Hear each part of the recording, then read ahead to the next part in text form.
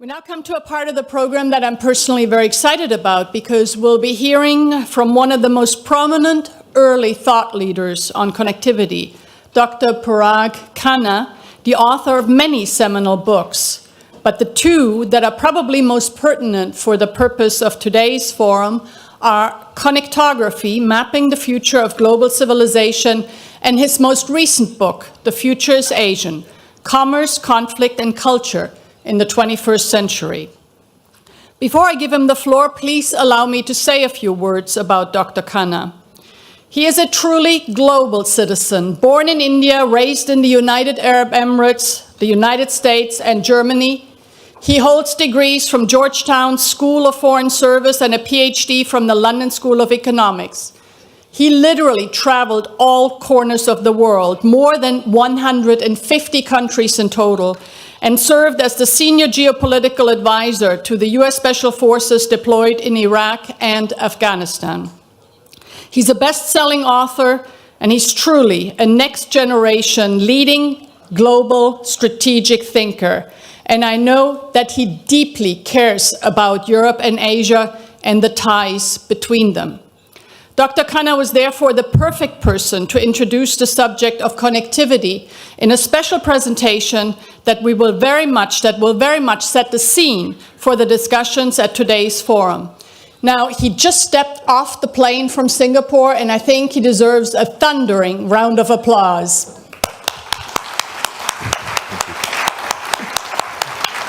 Thank you.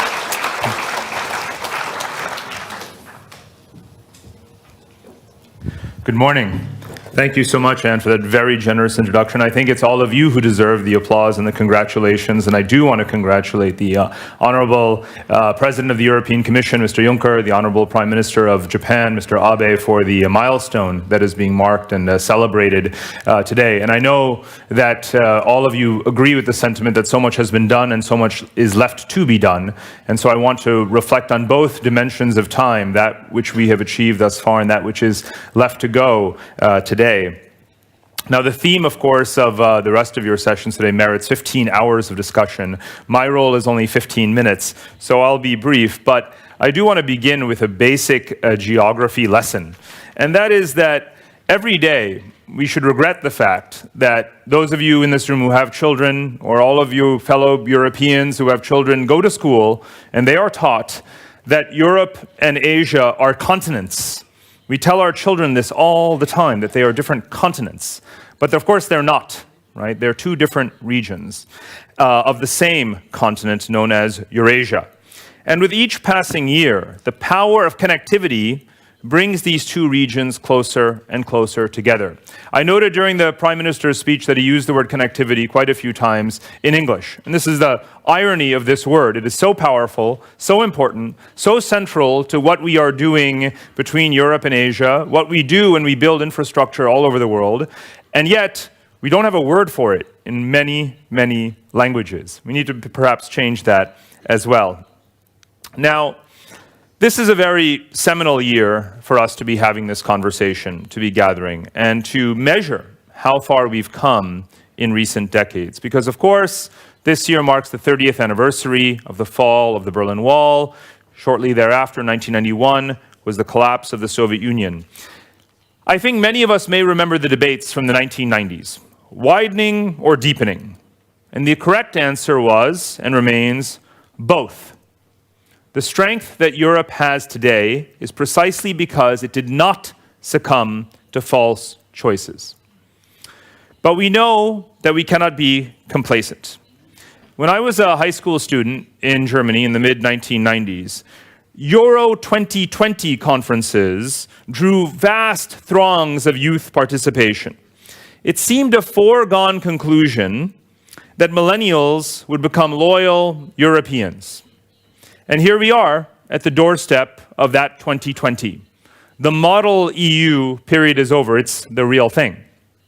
The question is, have we achieved that vision? When I look back at the last 25 years since that high school idealism and euphoria, I wonder where it's all gone. Have we slipped back towards nationalism over supranationalism? It's a reminder of the axiom that there is no Europe, only Europeanization. It's a process, not a destination. Europe has integrated energy grids, as you see here, financial networks and regulatory systems, but a very long way to go on immigration policy, foreign policy, and other areas. So the process of Europeanization is never complete, either internally or externally.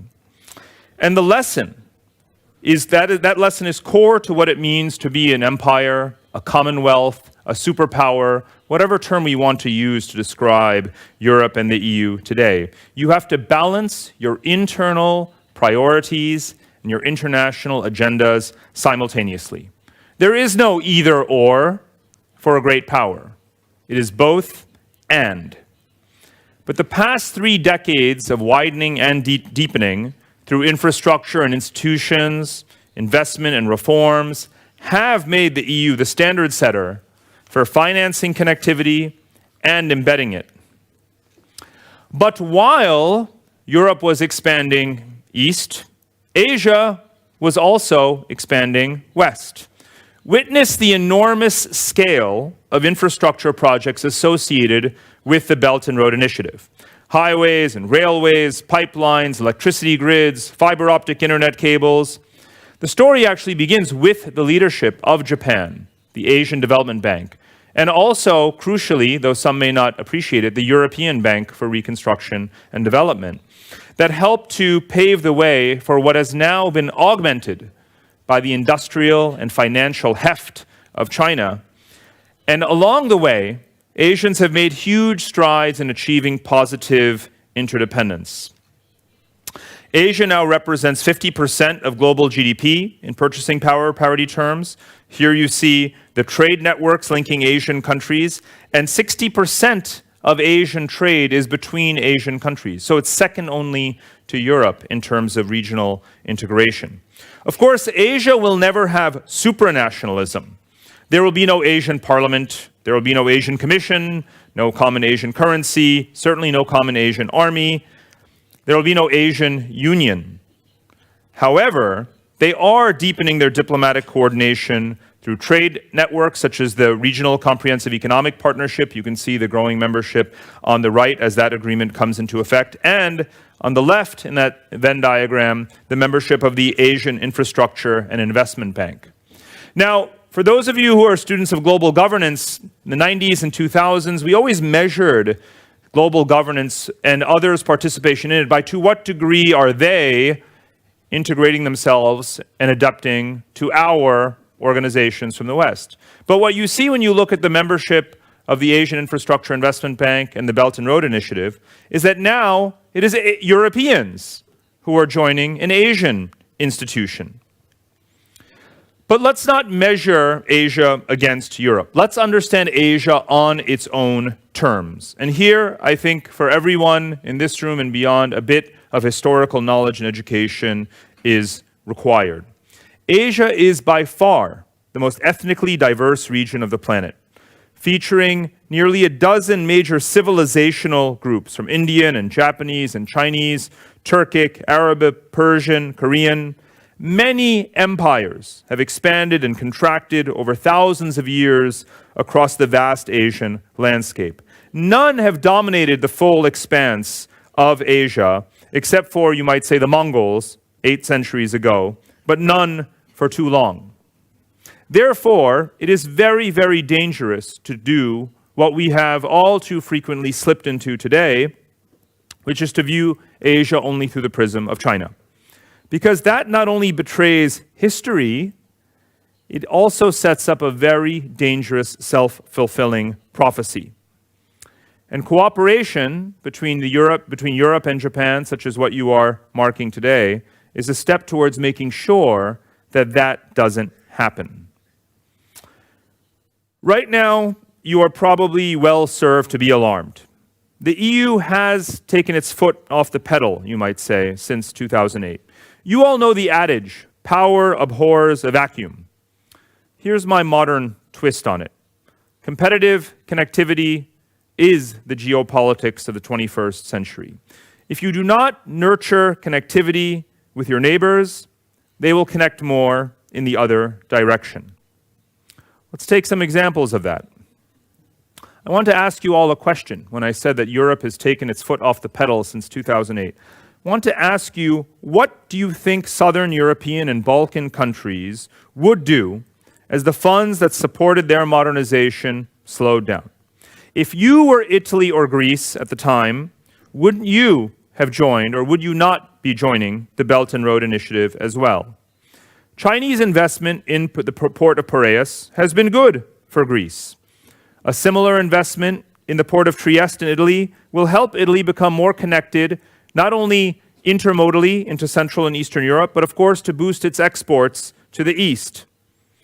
So it's time to end the internal ruptures and fissures where we are ostracizing fellow European countries for the efforts that they're making to be globally connected. Especially because it's not too late to view them not as defectors to China, but as bridges to Asia. Now, there are other countries that are the natural bridges to Asia that you might say the EU has lost or been losing or were lost to the EU more than a decade ago, Russia and Turkey. Looking at their infrastructure investment, trade patterns, and political alignments, they are now leaning more east than west. That is why, in the case of Russia, I agree with recent efforts to craft a strategy of collaboration around regional infrastructure in the Arctic to find common ground to build on with Russia moving forward. The same must also be done with Turkey, given how important it is as a gateway to the Caucasus, as a conduit of energy, and as a buffer to Arab instability. You have to do more, of course, than the US policy, which uses sanctions as a substitute for real strategy. That certainly applies to Iran. 40 years of sanctions have proven that change comes much more from engagement than from attempted isolation, or at least that isolation doesn't really work. It certainly won't in the years ahead. As you may know, China and Iran have just signed a 25-year master plan to deepen their ties. So the EU is right to engage with Iran, both commercially and diplomatically. Again, the alternative is you must recognize that competitive connectivity is the necessary strategy for a world where isolation simply does not work. The further you look to the east, the more some of you may not even recognize some of your former colonies. They are now much more populous, have larger economies, faster internet speeds, I might also add, than some countries in Europe. Here you see the global economic distribution in purchasing power parity terms. And the more Asian markets grow, the more they are also catering to themselves, to some degree even decoupling from the West. One example of that is the Southeast Asian region. It's the post-colonial region that ranks just behind the EU in terms of building a new collective model of governance. It has 700 million people right here on this map. That's a larger population, of course, than the EU. But with less than half the population of either China or India, it has a larger GDP than India does and receives now more annual foreign investment than China. Now, Asia is much, much larger than Europe, therefore, and has to be understood in terms of all of these distinct sub-regions. But for an EU strategy to be meaningful, it has to engage with all of those sub-regions within Asia at the same time. Here's the good news. Europe's overall trade with Asia is already much larger than your trade with North America. It's already about $1.6 trillion, and that's just in goods per year, versus only $1.1 trillion across the Atlantic. So, and especially because the US has pulled back from the Trans-Pacific Partnership Trade Agreement with Asia, and of course the TTIP with Europe has not been moving forward, the EU now has pushed ahead with a free trade agreement with Japan and is launching discussions with the Southeast Asian countries of ASEAN, with India as well, to deepen trade with them, as well as bilaterally and multilaterally pushing China to open its markets further. These measures, together with trade along these new Silk Roads, will raise this figure of $1.6 trillion well above $2 trillion, perhaps even to $3 trillion soon. So even as children of transatlantic relations, as many of us are, we do have to update our mental frames. The great structural shift of the post-Cold War era is the transition from a transatlantic to a Eurasian world. That means, of course, that the EU cannot just wait for the US and China, a so-called G2, to make the rules for global trade and global governance, when the EU, in fact, has a far greater stake in that future order. Let's delve a bit deeper into the elements of a full EU-Asia connectivity strategy, a platform of Eurasian understanding that is inclusive and progressive. What does it mean in practice? How would you actually do it? Certainly the key pillars would have to be engagement, transparency, and reciprocity.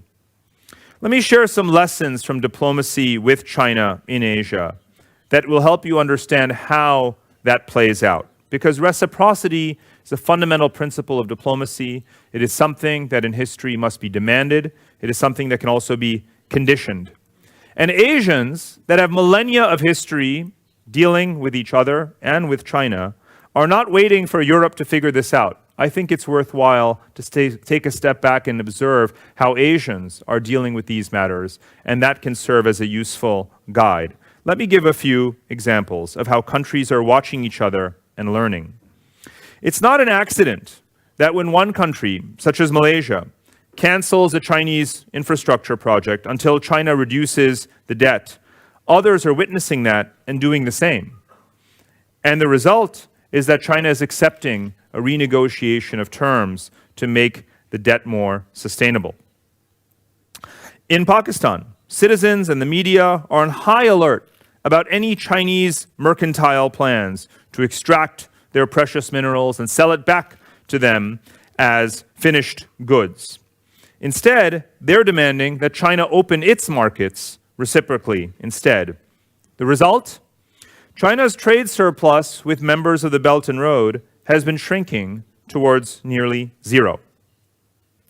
In Kazakhstan and elsewhere, locals are protesting that too many Chinese workers are coming in to build infrastructure projects. The result? A lot more local hiring and training of local workers. When a Chinese road project entered a disputed border region with India and Bhutan, the Doklam Plateau, the Indian army stood up, and it was China, actually, that backed down. The lesson? Regional militaries are building their capacity and cooperating among themselves to protect their territory. Just a few years ago, it was feared that the Asian Infrastructure Investment Bank was another kind of Chinese plot. Today, it actually has very strong cooperation with the European Bank for Reconstruction and Development, which, as I mentioned before, has a long history of modernization programs in Central Asia. So what do all of these examples teach us? First, again, reciprocity is how we condition members of international society. It is exactly what Europe has done very well. It should not be a new lesson for anyone here. And just as socialization has evolved and advanced in Europe, it can as well in Asia. The second, of course, is that there is no inevitability to Chinese dominance, neither globally, nor in Eurasia, nor even in Asia itself.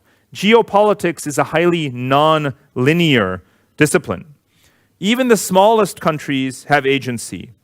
Asia, after all, is made up largely of post-colonial societies. Many of the elderly people alive today still across Asia remember very well the last colonialism. I know my parents certainly do. So they will not let themselves be subjected to another one so soon. And you have to help them. Therefore, the corollary to competitive connectivity is institutional competition. And it can be done in partnerships such as what you have signed today, with like-minded states such as Japan, together promoting quality infrastructure and standards. Greater European, Japanese, even American involvement in infrastructure finance will bring down lending rates for countries to ensure concessional terms and higher quality projects. But you also have to engage politically to support the rule of law and democratic institutions, another strength to which we look primarily to Europe for today. Now remember one thing, Asia has more people living in democracies than the rest of the planet Earth. So when you look at Asia, you again must not simply see China. Japan, of course, being a foremost example of a leading Asian democracy. And there are 2 billion other people in Asia who live in democracies. They may not meet Europeans' standards of democracy, but providing technical assistance is what it will take to help them get there. The bottom line is that Europe, again, cannot view itself as merely an appendage of Eurasia when it should really see itself as a natural leader. The shift in global gravity towards an Asian world or a Eurasian world means not only the centrality of Asia and Europe in world affairs, but it also signifies something much deeper and historical, which is the return of what historians actually call Afro-Eurasia, the multi-directional commercial system of the pre-colonial world, the 15th and 16th centuries, that linked Europe, Africa, and Asia together. This is not a future prognosis. This is today. This is today's world in terms of the reality, the most significant flows of people and goods in the world. Historically, this was the moment right before Europe set out and broke through with colonial ambitions. And for 500 years, Europe has been the world's most connected region, both internally and externally. There's no reason why that should change, though in the future, of course, it's going to be a much more balanced world order. Which brings me to my final points. We have entered a truly unique phase of history, one that is permanently multi-regional, multi-civilizational, and multipolar. Never have we had such a geopolitical landscape in world history. And it is not a hegemonic system. It is not a monopoly. What it is a marketplace. Regions compete with each other, countries compete with each other to provide services, security, infrastructure, energy, finance, technology, governance. The competition is not to dominate, it's to be the most trusted provider of these essential utilities. And again, what is the role of Europe in this? It is European living standards, welfare states, and environmental sustainability to which billions of people aspire. It is European cities and urban planning that Asians would like to emulate. It is European financial regulation and internet regulation that protects consumers. Europe can expand its norms in a borderless way, not just where Europe ends. Because power in this geopolitical marketplace, power in a connected world, is not merely a function of geographic size, military size, or economic size. It's a function of your degree of connectivity. And in the 21st century, it will be the most connected powers that will prevail. We are here on the eve of Brexit, so perhaps we could take a moment to realize that history does, in fact, punish countries that opt out of connectivity. You don't have forever to correct missteps before history passes you by. That has not been Europe's mistake on the whole, fortunately. In my view, Europe is still clearly in a very privileged position to shape the global future. It will depend, of course, on the Commission, on the Union, adopting and executing a strategy that is bold and purposeful. The choice is yours. Thank you very much. Thank you. Thank you. Thank you.